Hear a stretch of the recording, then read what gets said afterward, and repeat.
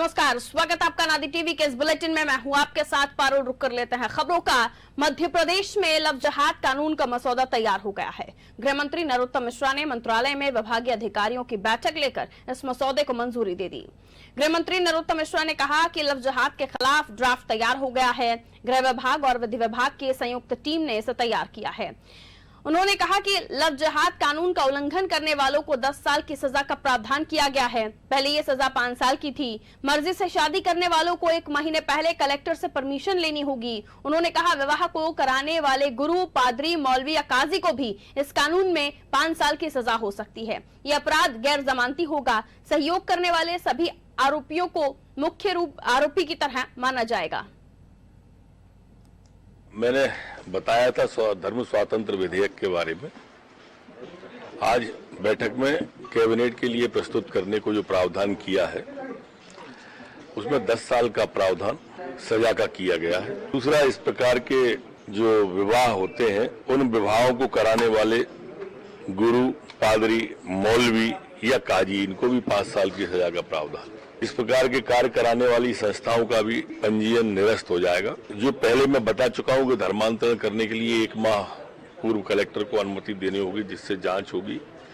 ऐसा विभाग शून्य घोषित किया जाएगा और शिकायत पीड़ित माता पिता, परिवार या गार्जियन इसकी शिकायत कर सकते हैं। ऐसी संस्थाओं को डोनेशन देने या लेने वाले संस्थाओं का भी पंजीयन निरस्त होगा। यह अपराध संज्ञेय होगा और गैर जमानती होगा और आरोपी को स्वयं सिद्ध करना होगा कि उसने बगैर दबाव, धमकी, बहला फुसला कर यह विवाह धर्मांतरण किया है। इसमें सहयोग करने वाले सभी मुख्य आरोपियों की तरह ही आरोपी माने जाएं। तो लव जिहाद को लेकर कानून का ड्राफ्ट कानून बनाने की तैयारी और ड्राफ्ट तैयार है, इसको लेकर नरोत्तम मिश्रा साहब जानकारी दे रहे थे। और समझते हैं आशीष मंगल सोनी विशेष संवाददाता फोन लाइन पर इस वक्त मौजूद हैं। कानून को लेकर मसौदा तैयार हो गया है और क्या कुछ उस कानून में होगा, इसकी जानकारी खुद नरोत्तम मिश्रा दे रहे थे।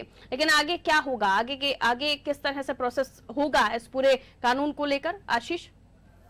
देखिए, गृह मंत्री डॉक्टर नरोत्तम मिश्रा ने आज कैबिनेट में प्रस्तुत करने के लिए धर्म स्वातंत्र विधेयक के मसौदे के लिए जो बैठक हुई थी उसकी जानकारी दी। उनका साफ तौर पर कहना है कि लव जिहाद के खिलाफ ड्राफ्ट जो कानून लाया जाना है विधानसभा के आगामी सत्र में, उससे पहले कैबिनेट की मंजूरी मिलेगी, तो उसके लिए ड्राफ्ट तैयार कर लिया गया है। गृह विभाग और विधि विभाग की संयुक्त टीम ने ये ड्राफ्ट तैयार किया है। लव जिहाद करने वाले को 10 साल की सजा का प्रावधान किया गया है। पहले ये सजा का प्रावधान 5 साल का था।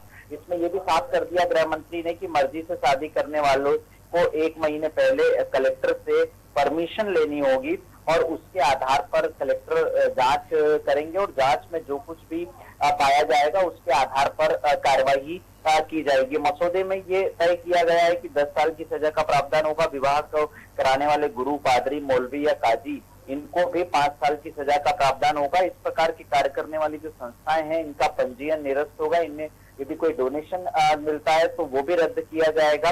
धर्मांतरण करने के लिए 1 माह पूर्व कलेक्टर की अनुमति लेनी होगी और यदि इस बीच परिवार या किसी परिवार का कोई सदस्य शिकायत करता है तो उस पर कार्रवाई की जाएगी। ये अपराध संज्ञेय और गैर जमानती होगा और सहयोग करने वाले जो भी आरोपी, जो भी साथी होंगे उनको मुख्य आरोपी की तरह ही माना जाएगा।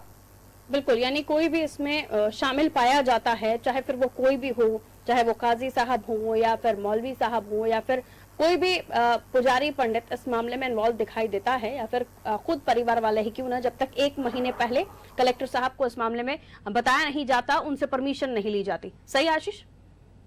कोई भी गुरु, पादरी, मौलवी, काजी जो भी इसमें शामिल होंगे उनके खिलाफ भी कार्रवाई की जाएगी और उन्हें 5 साल की सजा का प्रावधान ऐसे लोगों के खिलाफ किया गया है। बिल्कुल, बहुत शुक्रिया आशीष जानकारी के लिए।